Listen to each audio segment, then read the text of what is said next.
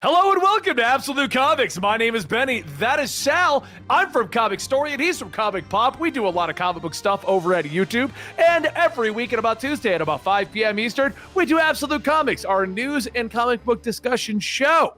That's right. Today's sponsor is G Fuel. Use the code COMICS at checkout. Get yourself 10% off of your order or 30% depending on what time of the month it is. But just I got a very inappropriate joke to go with that. We're not going to do it. We're going to move on. I mentioned a code at a certain time of the month. You can assume the joke. Moving on. Anyway, today we're going to talk about our favorite comics and a few topics over here. Dan made me read to the intro, so we're not going to go through that whole thing again. Let's get into the comics today. Sal, did you read Flash? No.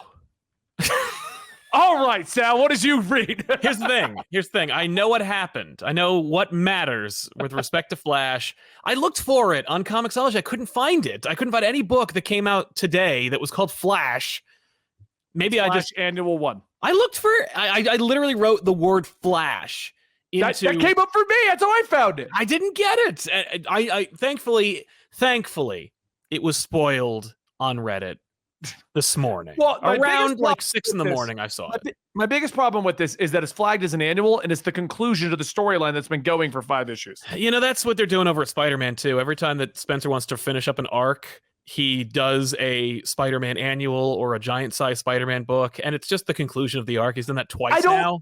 The whole point of annuals was to test out a new writer, test out a new artist, try out an idea, and if it worked, we get them later. Yeah. Now it's just, we wanted to conclude it sooner than it needed to be. What? Yep. I don't get it. It's just a catch-all. Just shove whatever in there. To recap what's been going on, Wally West wanted to get rid of his powers because he was still suffering from, look, I don't want anyone else to die.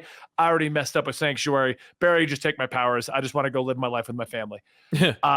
And the Speed Force grabbed him and was putting him in spots to fix Speed Force problems, which is actually a pretty cool idea in general. The only issue I had, I don't know what it was. The art wasn't bad, but something about it just made this feel like, I don't know how to word it best other than, because I don't think the art was bad, but something about the art style made it feel to me like one of those weird, like, promotional tie-ins, like the KFC one or something like that. It didn't feel like the normal art style that we would see in the Flash. It felt like one of those, hey, we got a guest artist to do the KFC special kind of a thing. Right. And that was my only problem with this arc. It wasn't bad at all. It just kept fluctuating art styles. Mm-hmm. It was weird. That's no good. So Wally went through a bunch of time periods, and eventually they figured out what was going on. He was trying to stop whatever was happening to the Speed Force, drops him in Sanctuary, where he discovers he did not, in fact, kill anyone. It was the Speed Force explosion at that moment. Not because he was there. No. The Speed Force explosion was bringing out Savitar from the Speed Force, where he was thought to be dead. Okay. And basically, the explosion is what killed everyone.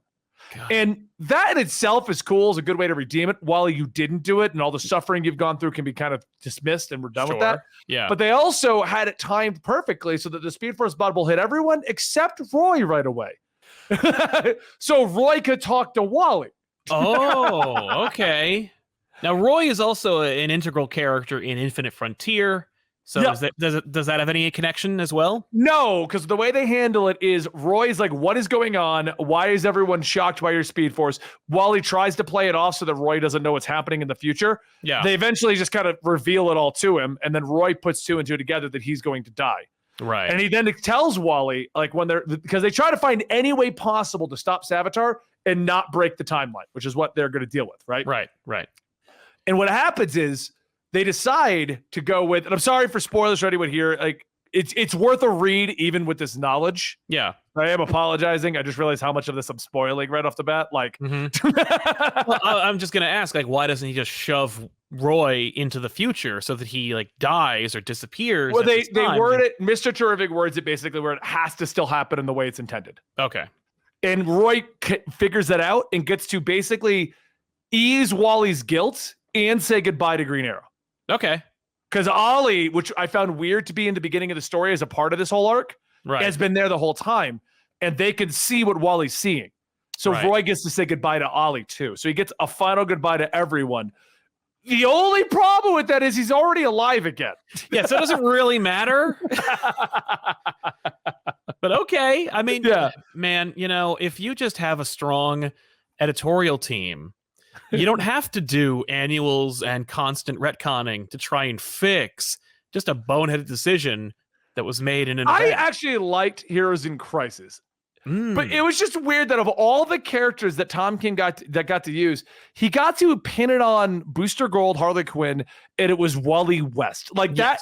that I feel was the problem. The format for it, the mystery of who actually did it, Mhm. the thought that it was Booster Gold or Harley Quinn, all of that was great. Yeah. Then revealing that it was Wally West losing control of his powers right after we got him back. Yeah. Right after we got him back, Sal. Right. It's not like Wally's been floating around for 20 years doing things and we just had nothing else to do with it. No. Well, that to me just says this is the agenda of a certain individual who worked at an editorial level at DC Comics who was fired unceremoniously behind the scenes. Yeah. I don't like Wally. I don't like these characters. Get rid of them. Or assassinate their characterization so that people don't like them just as much as I already But don't like them. it wasn't working. And Sanctuary was all No. about all the characters that basically had been forgotten in DC. So you could have used anyone. Yep, it could have been anybody, and it could have been And that kinda would have fun. even worked in the plot. That would have worked in the plot because the plot was these are the guys that you haven't seen. Yeah, Like that was the plot, Sal. I know. You could have pulled out anybody and been like, that's the one. Yeah. Oh no, it was Lagoon Boy the whole time. That's what I mean. Like, and we would have been like, oh yeah, look, they went through a lot of stuff, and that's what happened. Yeah. Because at the end of the day, with the Heroes in Crisis, it wasn't even like Wally finally snapped. It was Wally had a panic attack. Yeah. Like that was where they didn't even make any sense. That was the worst part about Heroes in Crisis. The whole idea and concept was great, but Oh yeah. No. it just buttoned up with a panic attack is what killed everyone. Yeah. What? Yeah. The idea of Heroes in Crisis, I do agree, was a good one. It's just the execution and the ultimate effect was lessened. It just didn't work. So that's what I read. And how do you feel? Do you feel this kind of fixes Wally though? 'Cause Yeah, that was I mean, a big topic. That's why I wanted to spoil what was We gotta happening. fix Wally because Wally is right now the Flash. Yeah. Barry's doing other stuff, multiverse stuff. Barry has to be more important because that was Josh Williams' entire career, was elevating Wally or re-elevating Barry after Johns and making Barry like relatable and fun and the main Flash.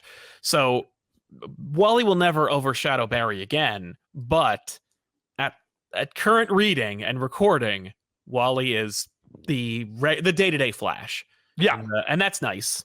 Good. And they constantly kept bringing up, by the way, I killed a bunch of people. Yeah. We remember Wally. We all want to forget. Why don't you? Well, that's the thing is like, you can't forget because like if you're a Flash fan, you're also a continuity fan. Like you don't just like characters who are fast. You love Flashes and their influence on continuity and how they could go back in time and change everything. And it's like, why don't you fix this one thing that nobody likes? Yeah. And then they I'll give you did. that. So it's about and time. they did. And they did it in a good story too. It wasn't just like, here's an annual that fixes it. It was like, here's an arc.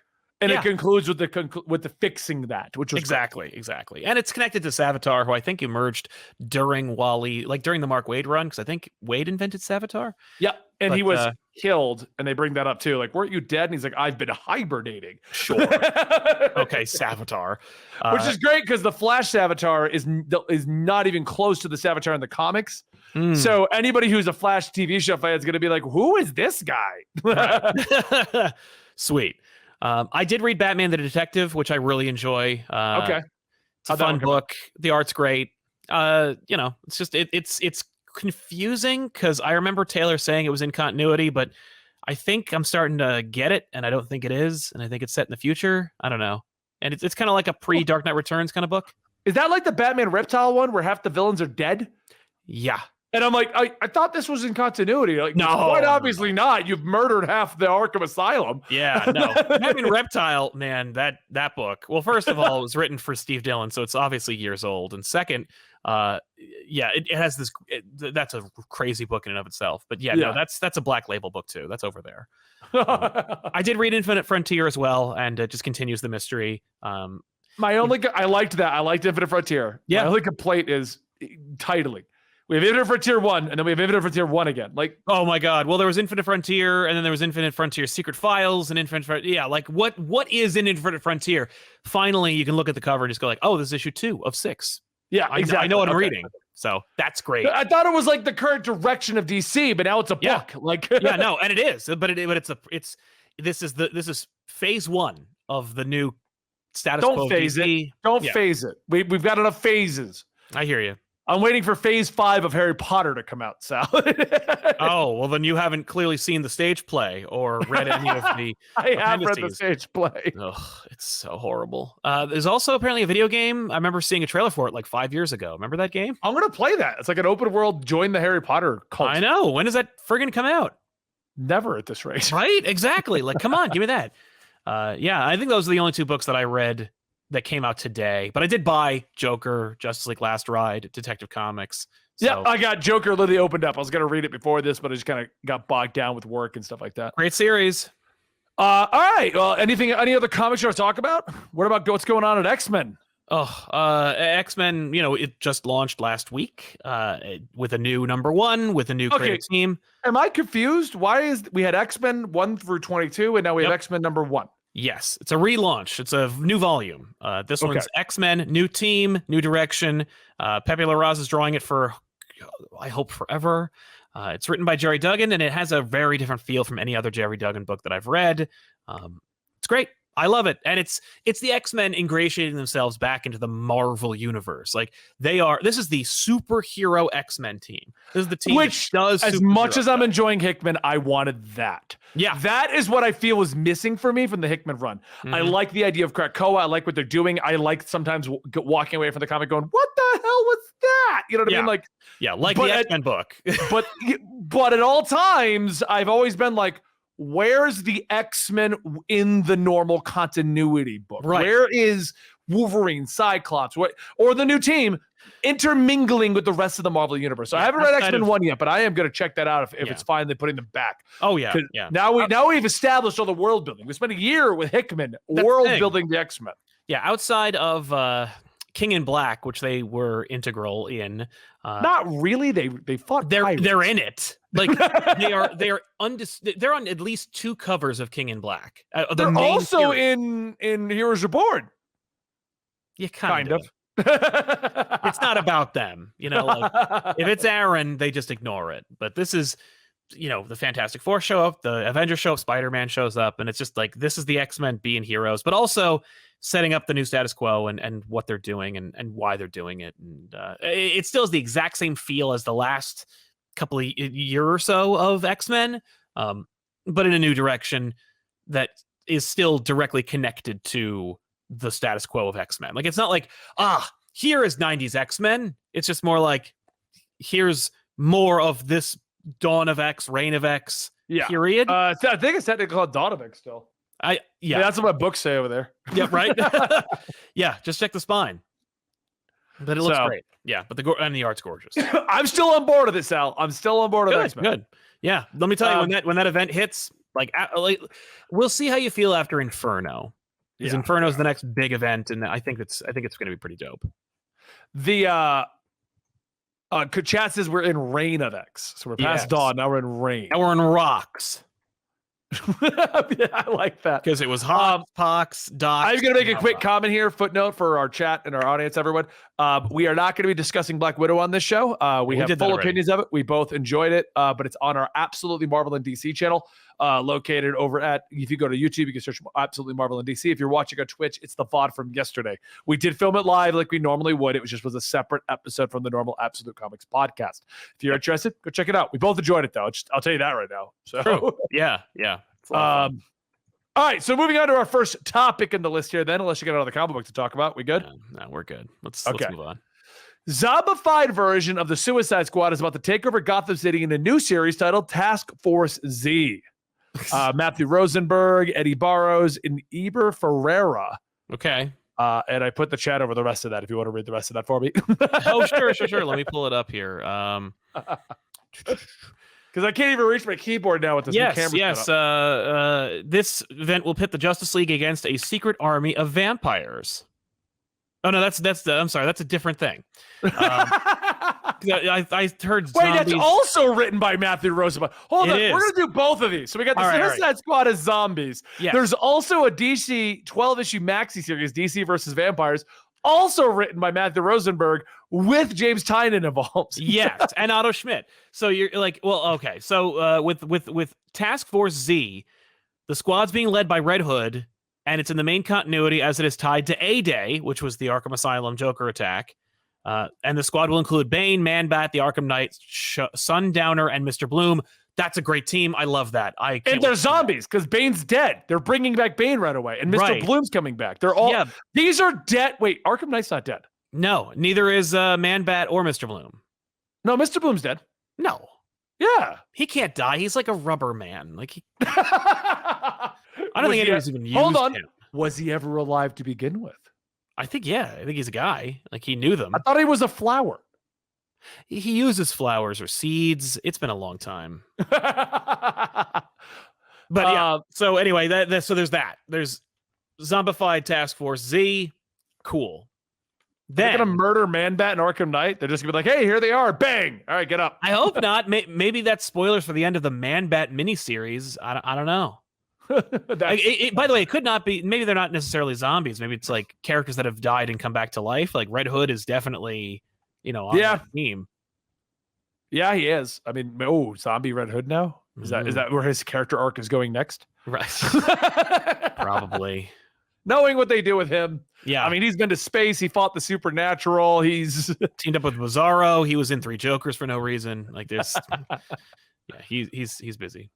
So yeah. Plus, the other thing that we were talking about, which was DC versus Vampires looks like it's out of continuity. Yes, that's its own thing. It's apparently going to be a maxi series. DC versus Vampires, October. And apparently both books are coming out in October and it'll be written. You know what this is? Yeah. They realize Deceased can only go so far, and they're trying something new now. Well, it could be Deceased, the Taylor. Deceased has one more solid volume about Deceased in it. Yes. And what I mean by that, because I know a lot of people can be like, no, Deceased universe could continue forever. It could. Yeah. So could Earth 2. But eventually, the core plot that you were hooked on will be done. Yes. And they will move to the next one. Whether you like it or not is going to be entirely on you. Walking Dead can technically go forever, but the Walking Dead that ended eventually. You know what I mean? That's right. So Deceased will have to end its current plot and move on to the next thing, just like a lot of these other Tom Taylor projects do. Right. And that I feel like this is DC trying out other things that could potentially be the next thing. Just like a Justice, like they didn't have a plan for when Justice ended. No, they didn't have a plan for when Justice began. No. They were just like tie-in comic for the video game, and then it turned into Tom Taylor's career. But yeah, no, I love that idea also because Deceased, I've enjoyed it, but I want it to be over. Like, not that I hate it, but I want it to end on a high note. I want it to end on a conclusion. Yeah. Yes. and Vampires, why not? Go for it. Please. Vampires are popular. Justice League versus a secret army of vampires? Sure. Who's going to turn into a vampire? Probably everybody. Except Superman, or there will be a vampire with kryptonite fangs. Can I talk about magic? I got a tangent. He is magic. You're right, but I got a tangent about Superman just because I mentioned that as a joke. Yeah. Okay. This is going to be spoilers for the current season of Superman, but since the last episode aired like a month ago, like in theory, anybody who cared has already seen it. Mm-hmm. Okay. And the only reason I'm mentioning this now is because I just finally caught up to do the review with Dan and Dylan tomorrow. Yeah. Dan, can I get your approval for finally finishing it? You have my approval. So I have a question because you're a Superman fan, and I know we're both not reading Superman until Tom Taylor takes it over at this point. Yeah. Why is it the best and most interesting Superman stories is always when he fights his other Kryptonian fellows? The plot to Superman and Lois is that we discovered he has a brother. Right. I heard he has an actual brother from his mother's other marriage. So that's why he never knew they existed. Okay. They even explain it. That basically Jor-El is the marriage she wanted, and this is the prearranged one by the council. Okay. So like it even makes sense how they handled it in the show. And the other brother was sent ahead of him by the other family, but wasn't treated well. So he's like basically Zod is basically what he is now. Like right. But they don't want to call him Zod. Right. They don't want to use Zod this early. Probably they're going to pull a Flash. Every season's got a Kryptonian, and this one they've made up. Okay. The problem I have, and I love the show. The show's doing a great job of this, but it made me realize the best stories in movies and shows that we've seen about Superman, all the way back to 79 Superman, right, have been against other Kryptonians. Yeah. Well, and it's usually because it's a self-contained story. They don't want to have him fight Darkseid for whatever reason. They're also afraid of Brainiac being a thing, so they need a character that Superman can punch. Because every time that he hasn't punched a character, the movie did poorly. Superman 3, Superman Returns. Every Superman movie, Superman 4. And that was one of the best parts about the show. The show has that moment, where they grab each other, they slam each other into mountains. You get all the CG. It looked great. I was like, how is this a CW? Right. Like, this should have been a movie with how much quality they're putting into this. I was surprised. I really was. Yeah.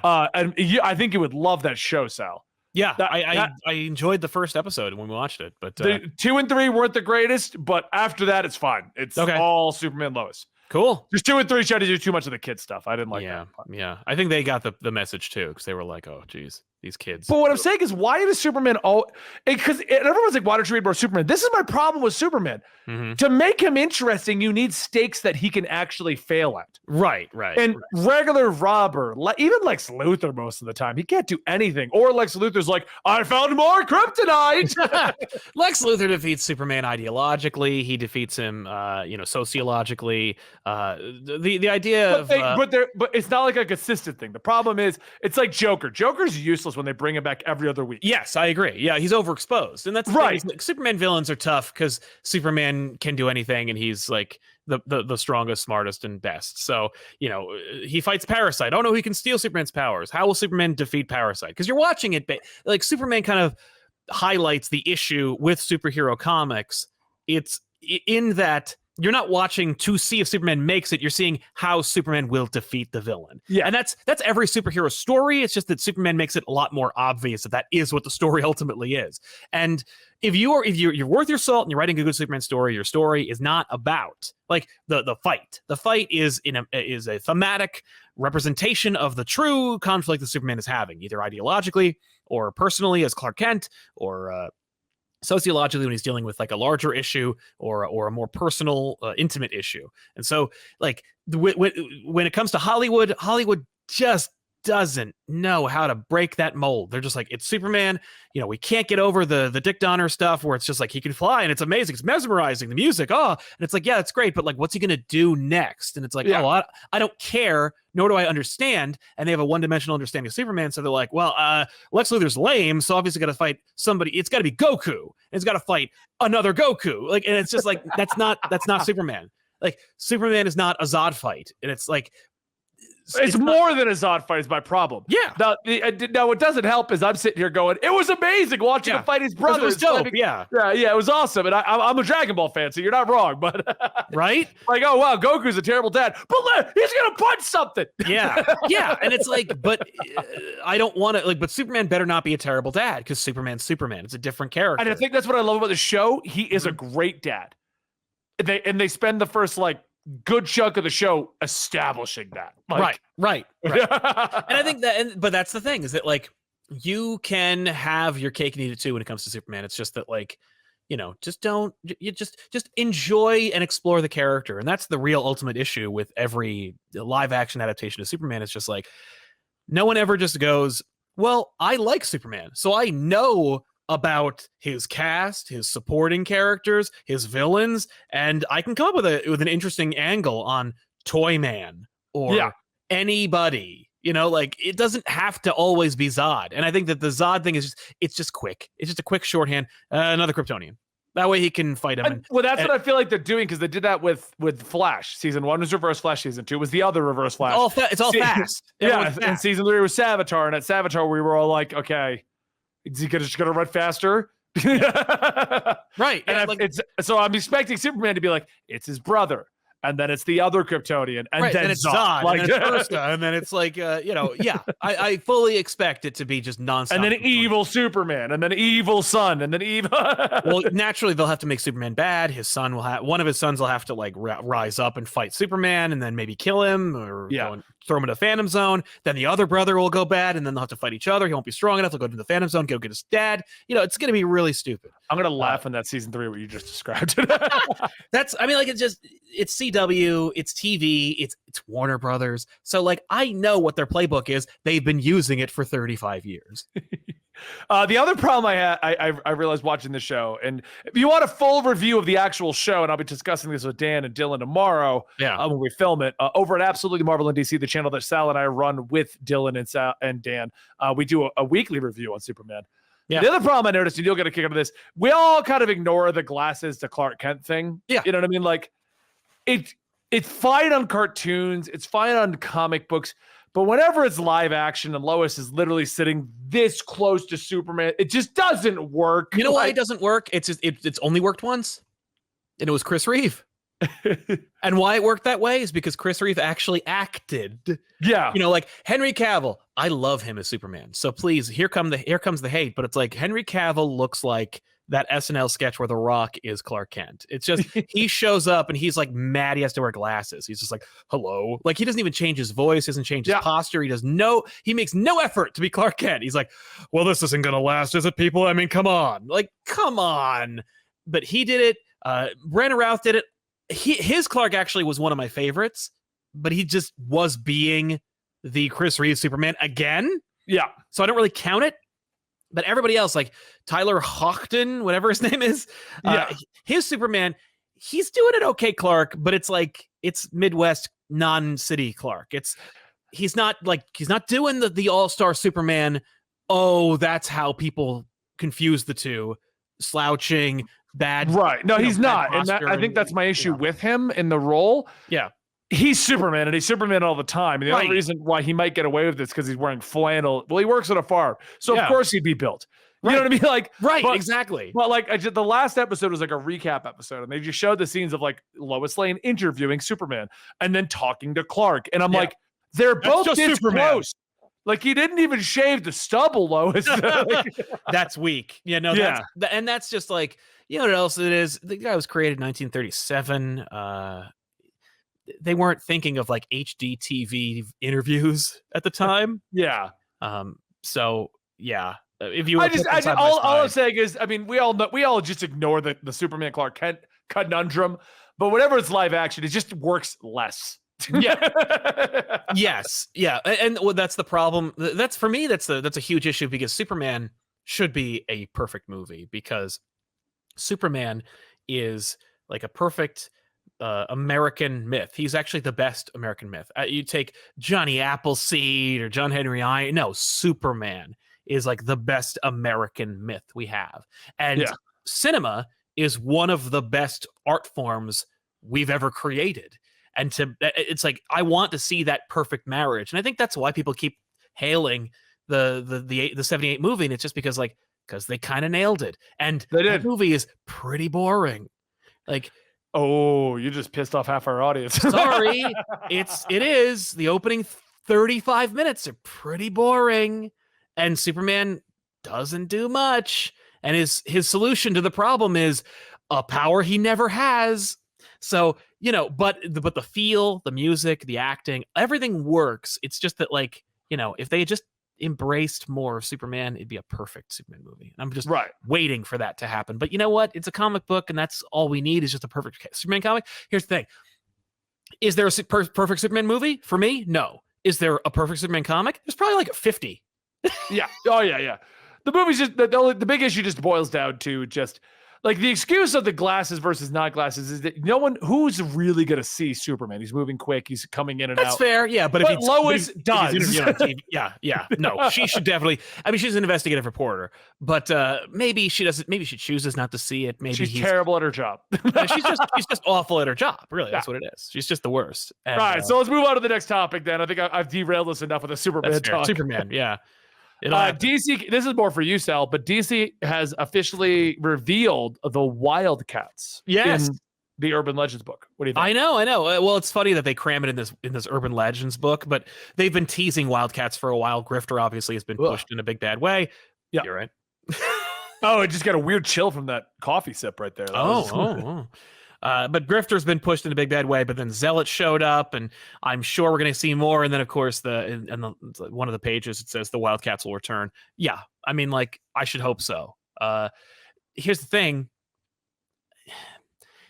I like the Wildcats. I hope so. I appreciate it, and I get it, but there haven't been a lot of Wildcats comics that I've been like, this is really awesome stuff. It's just more like, boy, Jim Lee drew some really cool alternate X-Men characters. Well, I mean, it's kind of like the argument with Lobo. Like, I like Lobo as a character. Right. Can I name a Lobo story that's actually good off the top of my head? No. Right. That's funny because, like, I hate Lobo, but I also appreciate that, like, he's made for me to hate him.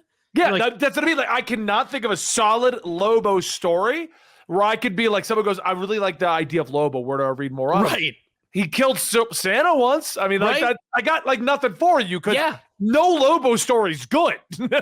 Exactly. Well, it certainly doesn't paint Lobo in a positive light. Like, if you just want to hang out with Lobo and you want to enjoy an adventure of his, I don't know what to sell you. I mean, like, maybe Lobo's back. I hate to say it, but the best Lobo story and arc was Twilight Lobo. Because they decided, okay, wait, we need a character behind this muscle-bound cigar-smoking guy. Yeah. Honestly, if they had not changed his design and kept classic Lobo, I feel like that story would have done fine. I never even read it, so they changed his character so that he was moody and emo, and they changed his design to be pretty boy. Yeah. But then they gave him a whole backstory, motivation, direction, why he was on Earth, what was going on. Right. None of that exists with classic Lobo. And I don't care if you're like, no, he's the main man. He's a bounty hunter. He was the last Caesarian. I get all that. Tell me the story where that matters. Right. Yeah. And with respect to how that all ties in with Wildcats, like, there's a lot of Wildcat stories. They've tried to relaunch them at least 3 times. I don't know. Maybe they'll work this time in the DC universe. The problem is that they've never really given them a fair shake in the DC universe. Like, they've never actually done a good job of integrating that team into the DC universe. And it needs to look dope. That's like 90% of Wildcats is it's got to look dope. Because that's why Wildcats sold. They certainly didn't read it for the hard-hitting social political commentary. They didn't that book didn't hit with kids or adults because it was so compelling, and it was just a really brilliant drama or examination of the human condition. It just looked dope, and they do dope shit in it.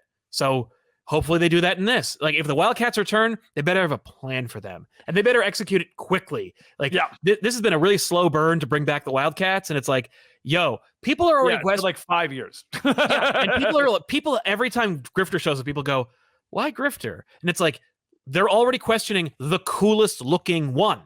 So you'd better launch that now. Like, all of them. Like, you better not be like, oh, well, let me introduce Maul slowly. Let me introduce Void. Well, the only reason I'll give them the pass to do it slowly like they're doing is because they've put it in the back of something called Batman. Yes. And it's a smart idea. And I honestly, of all the Batman books running right now, I like James Tynion's Batman. I really do. Yeah. But I will say, I love Urban Legends.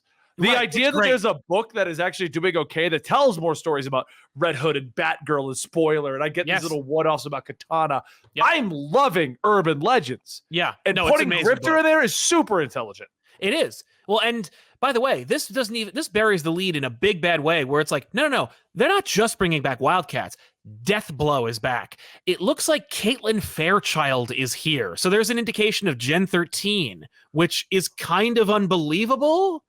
And I hope Jim Lee still has a lot of creative say over at DC, doesn't he? Oh yeah, he's one of the head honchos. Yeah, but he doesn't seem to give a crap about any of those characters. Like, he sold them the first chance he got for an executive position at the company. So but I mean, it's an executive position at DC for characters that you can't sell on their own. Yes, but I would argue like he could have parlayed all of his Wildstorm characters into multimedia franchises. But again, if you're counterpoint to that. How's the Millerverse doing? Not great. Not great. Well, yeah, but I wouldn't have led with Jupiter's Legacy, maybe. And I might have hung on to Kick-Ass, but I hope at the very least that there's a plan, because Gen 13, I think there's potential there. I know it's probably just because I read it back when I was a kid, but I do genuinely feel like a team of primarily female super characters who are really only mainly focused on the interpersonal drama of these kids, like that sells. It's called young adult fiction. Like, that's literally $1 billion cottage industry. Oh, I know. They've tried to make the Runaways a thing so many times. Right, but see what Marvel's problem with is always, let's make them work, but don't make them work too well, because we don't want them to overshadow our main characters, because our main characters are in their 20s. Oh, I know. And what's funny is the MCU is going to make them have to, because suddenly the Avengers are all going to be, Kate Bishop, Hawkeye, Riri Williams, Ironheart. Yeah, okay. I want to take another tangent on that real quick. Sure, The running theory now is that we're going to get the Young Avengers. Yeah. I am going to laugh my ass off at all of the guys. Yeah. And this isn't yes, I know what you mean. This isn't a stab at Comicsgate or anything. There's an entire group of people in the Marvel comics that want no young superheroes, no Miss Marvel, no Miles. Nope. Get rid of Robbie Reyes. I want no new superheroes. Yes. I'm going to laugh my ass off when the MCU turns into nothing but young Avengers fighting all of this stuff and tells the stories of all new, all different Marvel from 2016. and those same guys are like, oh my God, this is the most amazing thing in the world. Yeah. Marvel's a genius. Roll it into the Young Avengers. Yeah. Honestly, I feel like they're gonna be in the opposite. Like, they're gonna go like, well, I hated it, right? I mean, this is stupid. And so they're just gonna be like, just gonna scream louder and louder and louder as more and more people are like, well, this is what the MCU is. Like, as far as the non-comic readers are concerned, they're like, well, this is the natural progression of the universe. Well, because characters need to age out. Everything I've said. That's one thing I like about DC. Everyone's like, we know you like DC and Marvel. Which do you prefer? And I'm like, honestly, DC. And the reason is simple. Every 5 years, it gets a soft reboot. I wish it was more of a hard reboot. But the thing is, they're allowed to go insane in 5 years and then go, hey, we'll just start over again. Yeah. Like, in Marvel is still 60 years of Spider-Man. Yeah. We have to have a whole new line of comics called Life Story to organize itself. I'm fine with that.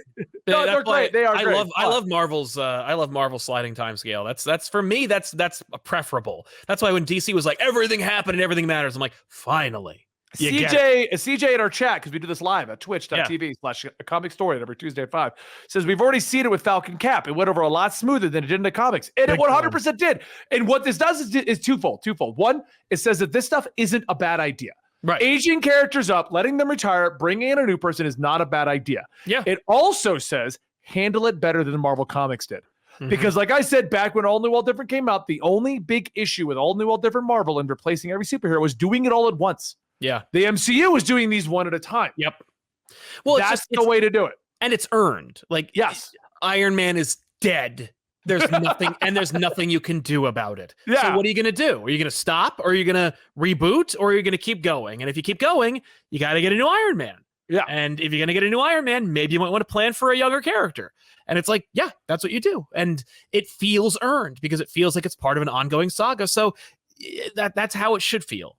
And Marvel should have known that when they did all that stuff in the first place. Because that was the biggest issue. I think that and I've said this since the beginning, all New Different Marvel, I don't think any of the characters are bad. I don't think most of the stories are terrible. I think out of all of that, the worst one was honestly just Ironheart, because Bendis just kept basically being like, I don't give a shit if it makes sense. Ironheart's now Iron Man. Just do it. That the Ironheart thing was just it felt very very forced. And it not even the character, but it's just like, it wasn't even that it was Riri Williams. It was that it was like Jim Rhodes has a daughter or a niece. Yeah, niece. That is that exact character. And it's just, Bendis went, oh, cool. Well, I'm going to do that, but my character, so I get more royalties. Right. And she just didn't make any sense was the issue. It was just she made perfect sense. She didn't make sense to Bendis's paycheck. Like, I'm saying Riri didn't. Oh yeah, Riri Williams made no sense. Riri literally out of the blue was just like, "Hey, look, I'm as smart as Iron Man." What? Yeah. Oh, hey, he died. Now I'm Iron Man. Yeah. What? But who are you though? What? War Machine. It had rescue, right? Yeah, there's plenty of other Iron Men before you, person that literally never existed before now. She's the only one I felt like was just handled poorly. And that was a sign of Bendis going in the direction he's been doing for a little while now. Yeah, where it's with Naomi, where it's just like, hey, there's Naomi, and she's stronger than the Justice League. Yep. And yeah. Okay. Well, and you know why? Because there's a CW show and I get executive producer credit and I'm getting a big check because writing comic books sells very poorly. But getting residuals from DC Comics on comic book characters adaptations pays very well. Yeah. And I do want to clarify something real quick. Someone is like, what do you mean by Twilight Lobo? If you Google New 52 Lobo, you'll see Twilight Lobo. That was what he was called back then. Just clarifying that real quick. Yeah. Yeah. Colloquially, like people refer to him as such. So anyway, that was a whole bunch of tangents. Just to say that Wildcats is coming back and yippee. I just love to just to say Wildcats is coming back. Apparently. So yes, what's next? Real quick, for those who are watching this in the afterwards, because of the way we had to record today, because of the new system, Sal keeps freezing. We're aware of that. It will have to be in the video. We don't have a way to fix that. Oh, that's weird. I haven't frozen once in my broadcast. You keep stuttering. I don't know what's going on. I don't know, or if it's just me. But regardless, I'm giving Dan the out for what he's editing it. All right, cool. Just give me a hot sign of okay, Dan. Next up, we have got comic book TV shows are finally getting recognition that they deserve, with The Boys and WandaVision received multiple Emmy nominations, including Elizabeth Olsen being nominated for Best Lead, I'm assuming actress, because that part got cut off. I am going to say I'm actually happy it's The Boys with all these other ones, because as much as I am loving these Disney Plus shows, they are not the first one to make a superhero TV show good. Yeah. That's pretty much all I have for that. Do you have anything to add to that, Sal? I think it's great. I think it's nice. And I think it'll be more palatable for the culture at large and for like these kind of academies to get like to give and normalize superhero / comic book adaptations, these kind of accolades. Because like everybody's like, give superhero / comic book adaptation movies Academy Awards. And it's like, whoa, slow your roll. But Golden Globes, maybe Emmys. Well, you know what this does say? What's that? So I was having this discussion, I forget, I think maybe it was yesterday or the other day. I was saying that the MCU formula, and everyone's like, no, the MCU movies feel different. They're different. And what we're talking about when he said the MCU formula is that they all follow the exact same hero's journey. Yeah. They change it up. They throw a heist movie in there, throw whatever, but everything involving the MCU typically involves superhero is discovered. Superhero either wants to or doesn't want to be the next big thing. Either wants to be and gets defeated, doesn't want to be, gets defeated, discovers some new power or the MCU level up, goes back to fight the villain, discovers that they can be a hero all along through the power of courage, friendship, justice, something. It's the hero's journey. It's pretty standard. It's what they go through. They just mix it up with side casts and subplots and things like that. Because I was saying how Loki at the end of the day to me is feeling like your standard MCU fare. Yeah. Because Loki's literally leveling up. There literally is practically a level up scene in that movie or show. But with the larger space we're getting in WandaVision and Loki, we are able to do more subplots and more spectacle. Yeah. We don't have to go straight for that hero's journey. And I think that's the problem with the MCU movies and why they've never been nominated. At the end of the day, they're the exact same thing. Yeah. Superheroes discovered, superhero has a problem, superhero overcomes problem, big CGI fight. That's the joke in Wonder Woman, which probably had the most possible subversive plot. If Wonder Woman ended before the Ares fight, that movie would have been perfect, in my opinion. Yes. But they put the Ares fight in there because that's the expectation in a superhero movie and what prevents them from getting all the awards. So. I also think that there is a stigma within Hollywood that says, like, oh, it's a superhero movie. Like, no. Like, Road to Perdition is a comic book adaptation. And it was the last movie that was had director of photography by Conrad L. Hall. And it's a perfect movie, and it's beautiful, and it's amazing, and it's a comic book. And I feel like I don't think it won like any awards. I think Conrad L. Hall may have won an award because he died, but outside of that, it didn't win anything. And I feel like it didn't because they were like, "Wow, this movie, it's brilliant, and it's like Irish Godfather. Can't wait. Oh, it's a comic book. Never mind. You can throw all those away. Never mind. We're not. Yeah, you're not wrong. I mean, it's well known that Hollywood definitely has the stigmas for a lot of things. Yeah. I mean, not to throw in a potential political hot topic, but it's a constant reoccurring thing of like female-led movies can't succeed. Right. And that's a Hollywood stigma. We've proven they can. Black Widow just broke records. Yeah, I mean, Captain Marvel made $1 billion. So Wonder Woman made $1 billion, Wonder but Woman made $1 billion. female-led movies can't succeed, Sal. Yeah, right. And my examples are Aeon Flux, the Ghost in the Shell movie. What other Scarlett Johansson movies didn't do very well? Lucy. You know, yeah. Have you watched Aeon Flux? It's horrible. Ultraviolet. Like, yeah, these movies are not very good. Female Ghostbusters. Ghostbusters. It's just, here's the thing. That movie's just not very funny. Like, at the end of the day, it's just a bad movie, and I don't like Kevin Feige. Like, I think he's a terrible director. Like, it had nothing to do with them being women. It's just like, it's a bad movie first and foremost. Yeah. But yeah, like, Neko in our chat there. Aliens. I mean, that's been around since like the 80s. I think Aliens came out in the 80s. And like, female-led movies can't succeed. Well, why did that one then? Like, well, she's the only. There's literally only 4 women in Aliens, and one's an alien queen. No. But no, Alien. She's the only one. It's her. Yeah. Terminator 2 people want to talk about as well. Terminator. And it's like, yeah, she's the only one. Like, and there's a difference. Well, I love those movies and I appreciate them, but like, I don't think those are shining examples of women in cinema. I think that's just more like, the flukes of the time. Not even flukes, but like it is in its own way like a subversion. It's like, oh, you thought Kyle Reese was the hero, but actually it's Sarah. What? But also it was the strength of the actor and the genre and the fact that the movie like was an independent flick in the first place. So yeah, there's a lot of factors in that. But no, superhero movies can star women and they can be successful. It's just, it's funny. I was just watching a thing about this the other day. Because Ike Perlmutter was kind of like the impetus behind the lack of female-driven superhero Marvel movies for the longest time until he was kind of like ousted as being the head honcho of the studio. He always used to say, female superheroes don't sell toys, and you'd think. I mean, I guess an executive might be thinking about that. I mean, obviously, they changed the direction of the Batman franchise after Batman Returns because it was obviously not going to sell Happy Meals. But then you remember Ike Perlmutter used to own Toy Biz. That's true. And he is a literal toy person. Like, he's a toy executive. He thinks only in terms of what's going to sell plastic characters that he used to sell 30 years ago. Like, Toy Biz hasn't existed for 20 years. But like, this dude is just in his mindset of like, well, it doesn't sell toys. And it's like, bro, you're in a movie business now.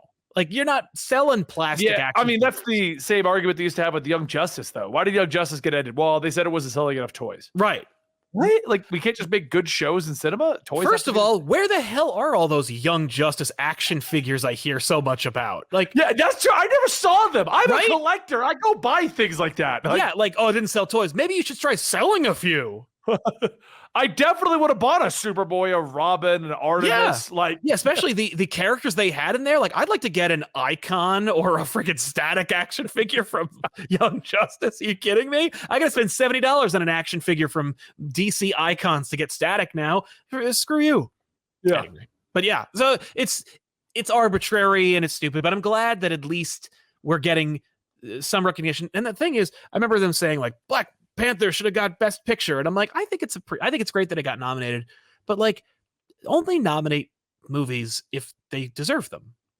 Like, I thought Black Panther was a great movie. Oh yeah, but I'm just saying, like, but I don't think that just because superhero movies exist, they don't need to be. Oh no, that I agree with. Like, everyone gave crap because Endgame didn't get nominations. I'm like, right, it's really just a big fight, guys. Like, that's the time heist and fight. That's. I mean, it is a masterclass. Like, I think that Endgame, if Return of the King can win an Academy Award, I think Endgame deserves the exact same justification you give Return of the King. Endgame deserves it as well, just because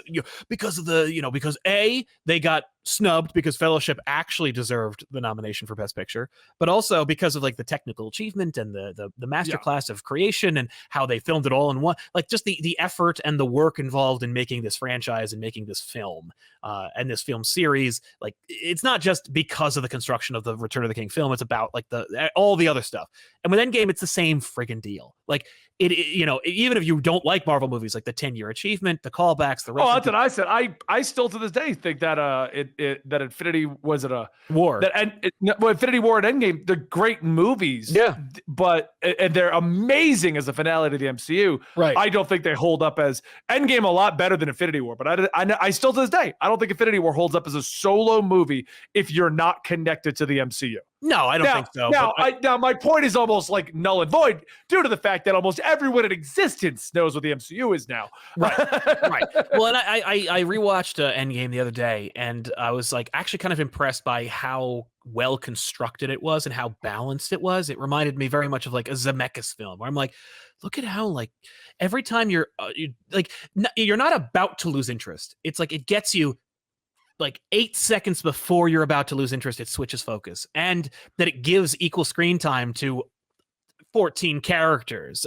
Yeah, I was amazed by the achievement of just the orchestration, because it takes like thousands of people to make these 2.5 hour long opuses to manage to coordinate a narrative. Oh yeah, like just one story.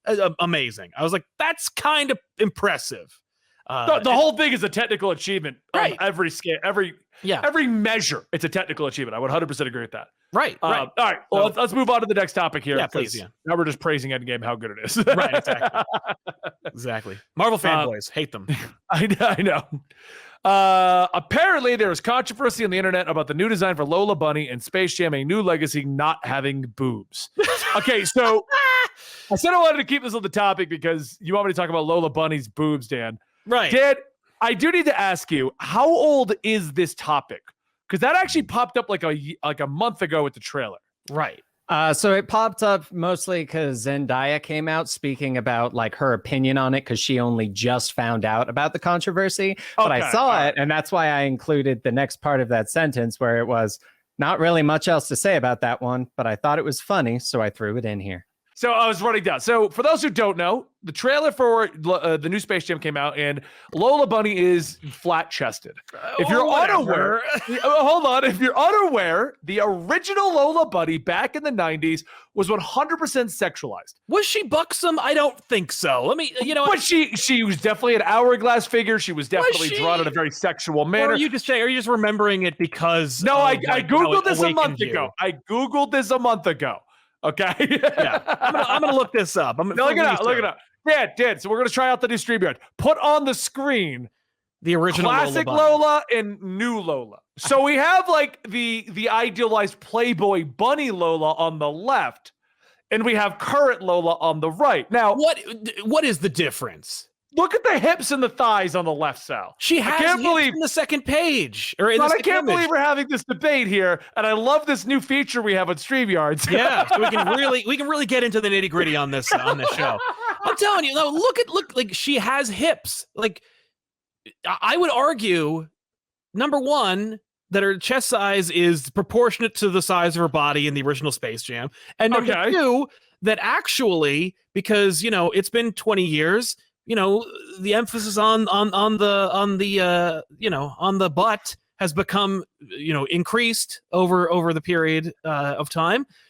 I think she's actually become more sexualized because she has a bigger ass than she did in the previous incarnation. Your argument is that they've more sexualized her in the new version. I think it's more like they leaned towards the preference where they're like, we can hide her ass in the second, in this new version. I don't know. We'll have to see, because apparently I'm looking at it because in the original, if you go back to the original scene of introduction, she came in with like the whole Bugs being obsessed with her and like that whole thing. Well, she has her ears like hair. Yeah, I know. It's very... And what I'm saying is like they definitely were going with the whole, and regardless of what their intentions was, it was supposed to be like, oh, Bugs fights are super attractive. Let's make her attractive.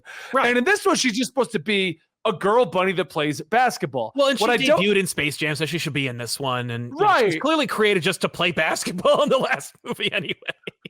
I don't understand why this is even a debate, though, about a cartoon character being desexualized or more sexualized, Sal. But the fact that they've changed her, they were like, well, she has a smaller chest and a bigger butt, or however you want to look at it. Yeah. What does it even matter is my question. Well, I'll tell you where it all comes from. Here's the deal with Lola Bunny. The adults who are complaining about her now reached their sexual awakening when she debuted. So you think that there's like some people full on furry and some people that don't know they're furries, and that's why they're upset by this? I think I honestly, here's the deal. I think that if you were to have reintroduced Jessica Rabbit today As a rabbit? No. And dialed back the sexual nature of Jessica Rabbit, you'd have double the amount of outrage. And it's because of people's like, they were on the cusp of adolescence when they saw those movies. So when they saw this sexualized character, they reached their sexual awakening, or they were like, "Oh, I'm interested in girls, or at least girl rabbits." I don't know.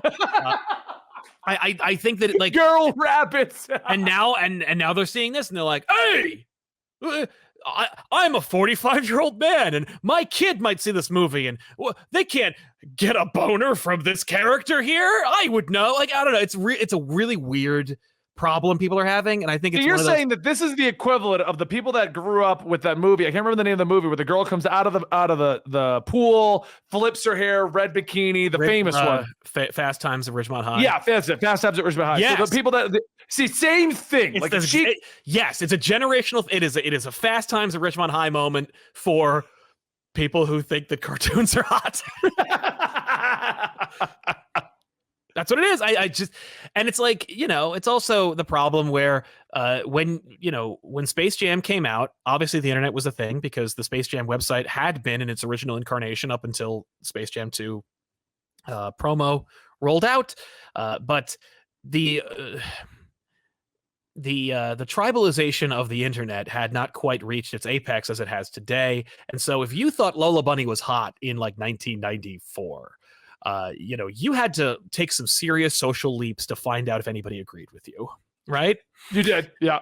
But in today's world, you can just shout into the world from your pocket, "Does anybody else think that Lola Bunny is the hottest thing ever and is mad that she's not?" And you'll get 10,000 people validating your opinion. Yeah. And so and then you're more 10,000 arguing with you. Yeah, and then you're like, suddenly people are like, "Yeah, what? And now you're starting to think to yourself like, "Yeah, I think I'm onto something because look at all these people who agree with me." And it's like, yeah, it's still a percentage of a percentage of a percentage. It's just that you're all in one room. You're crazy. It's like the people that have like 200 followers on Twitter, and they're like, "Oh no, I have all these people believing me." You do. You have 200. Yeah, you got 200. That's a billion in the world, right? Right. So like, you have a very small fraction of that. Exactly. Like that's not an yes, if you were trying to fill an Arby's with that amount of people, it'd be a not inconsequential amount of people. But if you want to sell movie tickets, or if you're trying to talk about a social change, that is a drop in the bucket. Yeah. And the Lola Bunny thing is just hilarious, indicative of the current outrage culture of the internet, and it's just super dumb. I will say, because you made a joke, you kind of said it in a joking way about if you find cartoons attractive, right? I will say just disparage against people who find that attractive. That's what I was saying. Well, all I was gonna say is, in my opinion, there's a difference between watching adult animation aimed at people who find that attractive, right, and then watching Space Jam and being outraged that she's not sexualized. There are movies and films, if you are into that kind of a thing. Half my staff is. I am fully aware of that world. Right. I mean, like the problem I think that there is that there shouldn't be, and I agree with what they did to Lola Bunny, crossover between Space Jam and that world. I mean, the reality is, if you create anything, there is, like, especially if it's a cartoon, it's just, that's the nature of the beast. I'm sorry. And, I mean, like, I don't think they expected that when they made Space Jam, but like, there are some that I think did. Like Zootopia, I think was deliberately made to to cater to furry culture. Like they claim that they didn't know, but when they saw it, they went with it. Sure. I'm gonna take one of our chatters here, because everyone's saying Betty is called hentai. There's more than hentai, but I do love his comment on this. Yeah, it's called hentai and it's art.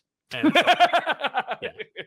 All right, let's move on beyond Lola Bunny. Moving on. Sex talks. Yeah, it'll be over after the movie bombs, because this movie looks like hot garbage. It looks like they're gonna just reenact the entire original Space Jam.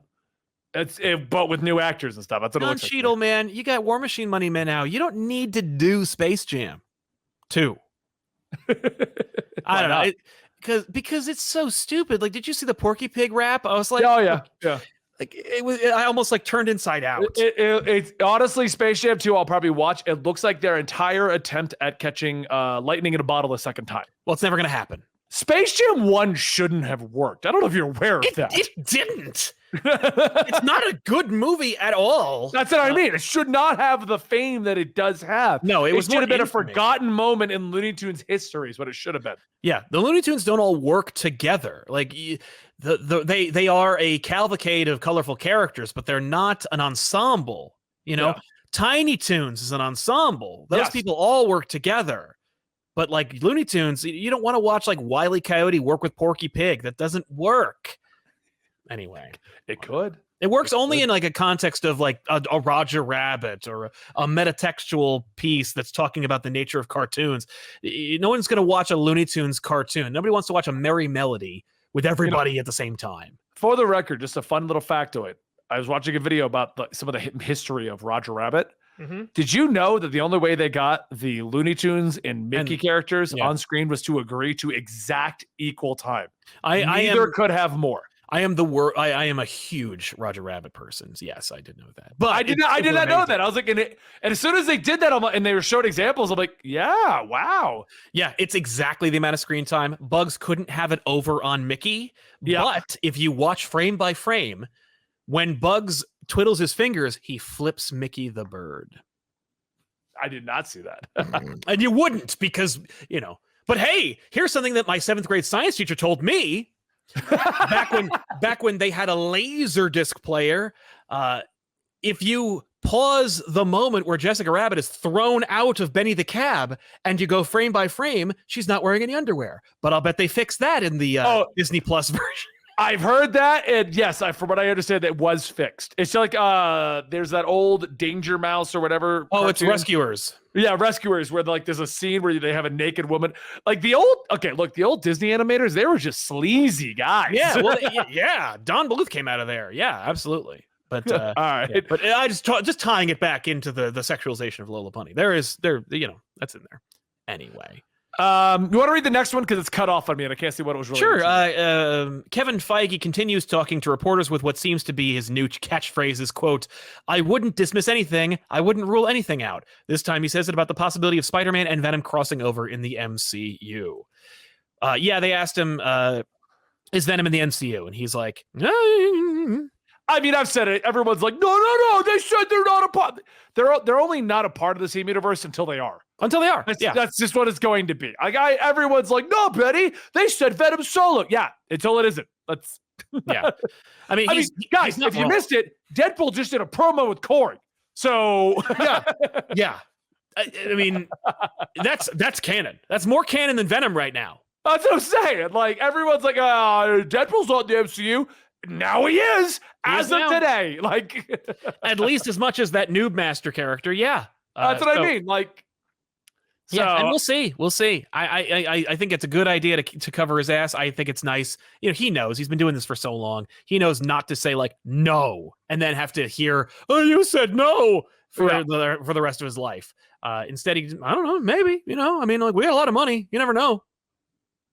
Okay, so moving on. Next thing here actually is related to our full discussion we had with Black Widow. Yeah. I didn't know this, so we're going to read it right now. Full discussion for Black Widow is yesterday on Twitch, or you can check it on Absolutely Marvel at DC. It should be live at this point. It is. Writer Eric Pearson explains that Taskmaster in Black Widow was originally going to be the original Tony Masters. That was later changed due to potential complications of a villain plot that could succeed and go unnoticed. And that using Tony Masters as Taskmaster during that place in the timeline would create problems for the rest of the MCU, and decided that a comic book accurate version of Taskmaster simply would not be the right fit. So they adjusted it accordingly to work with the movie and even answer a mystery that affected Natasha's storyline. Yeah. I stand by my original statement that I said in our review. Yeah. it was so far from Taskmaster, you could have just named this villain anything. Well, and my argument is the same, but like a little different, where it's like, it's so far from Taskmaster, anyone can be Taskmaster after this, including Tony Masters. Like, I agree. Yes. Again. I just stand by my statement of like, why, if you're not even going to use, if they were going to be like Black Widow versus Taskmaster as the promo, yeah, I get why you did it. And that's what the trailer was. I mean, I think they knew, like, we're going to sell it as Taskmaster. It'll get the fans in, but also it'll be like a colorful character, because the main villain of Black Widow is an old fat white guy. I mean, really, the Taskmaster is not the villain of Black Widow. So it's like, no, we gotta sell an action figure. But the old fat white guy can't fight her, so we need somebody else. He does, but like, you're not going to sell a Hasbro Marvel Legends figure of that character with like with face punching action, like it's not, or glasses blasting action. It's not going to work. So yeah, no, I mean, like, I get it, and I at least appreciate that it's the suit, so it doesn't matter. Or it could be the character, and maybe she develops a Bronxian accent, and you get a female version of Tony Masters in the future. Either way, I'm fine. I don't care about the gender better part. No, like, I'm fine with that. It's not that character. It's just that's what I want. Like, just, I don't care about gender bending characters. That's whatever. That, especially characters like Taskmaster, where they're recognizable, but they're not so recognizable that we're gonna have that much of a problem with it. Yeah. But. Yeah. Anyway, and speaking of action figures, I'm waiting for the Black Widow Sever the Nerve figure. It's just got a bloody just her bashing her head against the table. Yeah, I mean, I think he shouldn't have really weighed in on it, but I mean, like, you know, hopefully this will be enough of information for people to shut up. Yeah. So last up, we've got a quick one we added on last second here, and I don't know how much we're going to talk about it. New York Comic Con tickets have now gone on sale. It is the first convention that is officially back up and going. We are back up to where we're at a point of like, conventions are there. It immediately sold out. It immediately was being resold. Yep. The reason I wanted to add this, Sal, is I want to ask you, why have we not figured out this resale market in like 10 years? Right. And here's another thing that I want to add to this element, is that New York Comic Con changed things yet again, where they didn't just sell tickets, they sold you like a membership that you could pay into, so you could have premier access to buying tickets. So basically you were paying to pay for tickets ahead of time. And what did they do? Like, I don't know if it was just, I don't think it was a way for New York Comic Con to make tickets more available, or to even the process. I think they did it just to recoup some loss over the last year, because the people who paid that fee were the people who are going to be selling them on every other ticket selling website immediately after the tickets went on sale, which of course they did, because within 20 seconds of the ticket sales going live, Saturday was sold out and they were all available on StubHub. And it's like, that's why Sal, I don't know about you, Sal, but I don't go to conventions anymore unless they give us the press badge. I can't, because I'm not going to sit here and camp my computer to spend $400 and then go, oh, I didn't get it, $1,200 to go. Right. Yeah, no, I can't. I just don't have the time. I don't have the energy. And it's like, if it's a big enough convention like New York, San Diego, WonderCon, that kind of thing, like I'm paying for.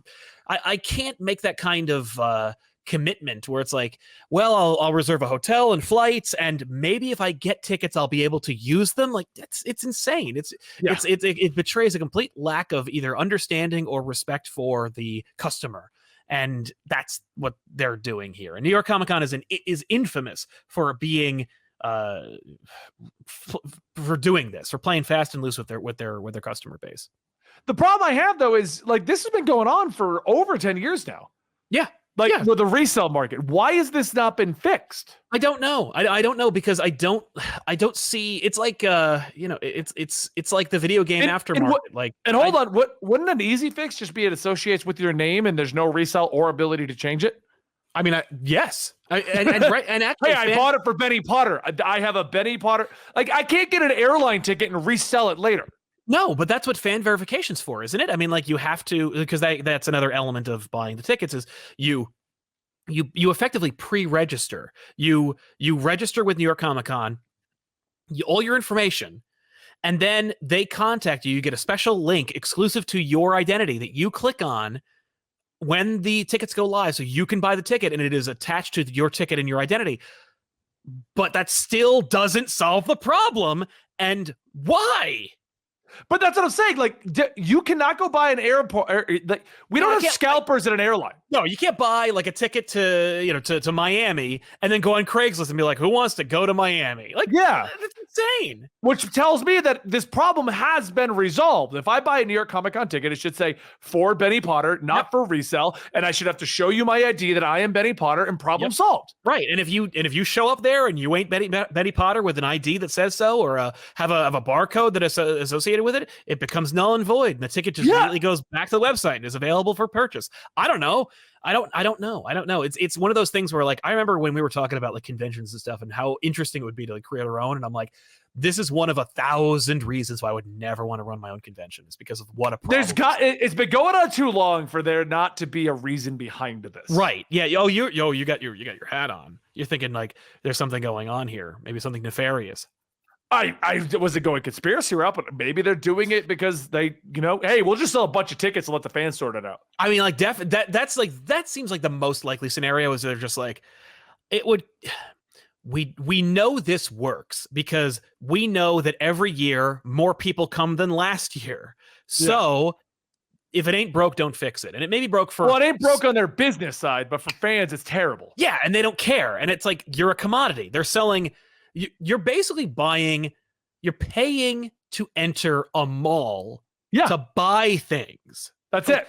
People don't realize that about these conventions. You're there to buy things, and you're there to wait in line. You're not there to do anything. No. You're the commodity. Like, that's why I don't go unless I'm invited or I get a press badge. Like, those are the two ways I don't go. No, you're paying so that your body will be there with money to buy more things. Yeah. The pay as you enter system, and it sucks. And hopefully you find meaning and fun out of it. I do, and I have for years. And I would probably still go even if I had to pay. And I have, and listen, I don't, it's not like New York Comic Con is a free experience for me, because it ain't. Like, I've paid for all of them before. I just won't pay scalper prices. Every convention is a loss for me. Like, and apparently now as professionals, we have to pay either way. So you got to pay either way. Yeah, that's another thing. I was looking into applying, and they said, okay, if you're an influencer, hit the pro badge, and it's still $85 for me to get a 4-day. Now that's cheaper. That's way cheaper. There's no perks to it. Like, it even says no early access, no cutting in line, no nothing. Right, but like, you need early access as a pro because you need to be able to get backstage before the audience does. What an oversight! So the best part about that was even the press badges, no early access, no say. Yeah, and it's like, what? And that's what's so frustrating, because this is Reed Pop, and Reed Pop also manages the Penny Arcade, the PAX shows, and I haven't been in a long time, but like, I have been a number of times, like 4 or 5 times, and those shows are run really, really well. Yeah, they are. And it's like, so these guys know how to run a convention. Reed Pop is a company that owns conventions and runs them. They should know how to effectively administrate these conventions and the tickets to get into them. And so I think you're right. They do know how to do it. They're just not. And I think whenever anything or anybody, when a company or person acts in a way that is contrary to their nature or seems to act against logic, it's usually money. Or, and that's like an old adage. It's always money. But I will also add, or laziness. Yeah. It's one of two things. Either they're super lazy and they don't care, or they make money elsewhere somehow. And so those are your options. Like, those have to be the only reasons why that is the case. And so to explore that a little bit, nefariously speaking, maybe Reed gets kickbacks from StubHub and other companies that sell their tickets because they take a percentage, right? It's like you sell a New York Comic Con ticket at StubHub for $300. You don't, as the seller, get $300, right? Like, you get you get a percentage of that $300. StubHub takes the rest. And I think that if I were StubHub, I would make a deal with the biggest, most like high selling conventions and be like, I will, I'll continue to prioritize higher costing tickets and send you a kickback. But is that worth it? Is the amount of tickets that are scalped worth the kickback amount, as opposed to just selling the amount of tickets you have? I don't know. You're just tinfoil hatted me, Sal. I know. I mean, you're just going down the rabbit hole. I mean, like, or they just don't care, and it's usually that, where it's like, it works. It's worked for the last 5 years. It's worked the exact same way. We hear the complaints, complain, but that's it. We complain. Right. but like no one's getting hurt, nobody's like getting sued. They're just the people are pissed or they're out of money or they can't go. And it's like here's the world's smallest violin playing for you. I don't care. Like I'm still gonna go to the bank and cash your check. I don't care. And it's probably that, but maybe there's something else. I don't know, but it seems like it's an oversight. It's like if you're the king, you know, you got the biggest conventions. Maybe it's your responsibility as the top dog to figure it out, to figure that stuff out. I feel like San Diego tickets. I hate trying to get San Diego tickets. It's the same nightmare. Yeah. Yeah, and they're not Reed. That's a different company, and they do it a different way, but they have the same problem. Yeah, they go out in 20 seconds and get scalped. Right, and San Diego is even more frustrating because, like San Diego, the hotels are always incredibly expensive. They're sold out a year prior. Flights, it's insane. It's interesting they didn't decide to come back this year. Oh no, they are going to try, aren't they? Yeah, Thanksgiving weekend. Yeah, that's the one I like not doing. No, we're not going to that. Yeah, unless you straight up give me work that is paid, not doing it. Right. No, I will say, by the way, another reason to go to New York Comic Con. They finished the Jaffets, so you get. I kind of want to see it. I just want to go to see you, man. I know we're gonna hang out. I mean, I just want to see. I'll probably go regardless of having a badge. No, and just be like, Sal. So I'll meet you for dinner tonight. Right. Here's a list of things I want in my credit card. Here. You know what? That might just happen. No, the reality is, we know enough people where we could get you in. Oh, I'm pretty sure. Yeah. So we're everybody that we know who wants to go is going. There's no problem there. But I do, you know, but it's worth having this conversation because like it affects you, the audience who watches, because you got to go through the process and it's a big bunch of crap and it's like not fair. And I wish there were better solutions, and us talking about it hopefully shines a light on it to make people, you know, get their act together, because it's, you know, come on. You should come out. And if you do, come out for like an extra day or two so you can come to the studio and we'll shoot a bunch of stuff. No, I do. No, definitely will. Yeah, we're 100%. I'm going to apply. Dan and I are applying right after this. Nice.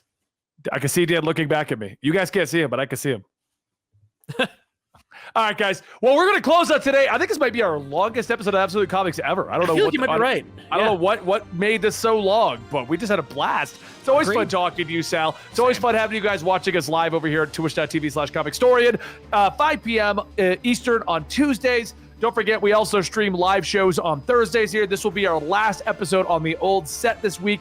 So make sure you're there to say goodbye to the set. It's going to be great. And yeah, thank you guys so much for joining us today. Don't forget to check out our sponsor, G Fuel. Go to the website, use the code comics at checkout if you want to support this show. Or you can go check out Sal at Comic Pop, join him or me over at Comic Storian. Or if you like the banter, the back and forth between the two of us, check out our collaboration channel, Absolutely Marvel and DC. Thank you guys so much for your continued support. We'll see you next time right here at Absolute Comics.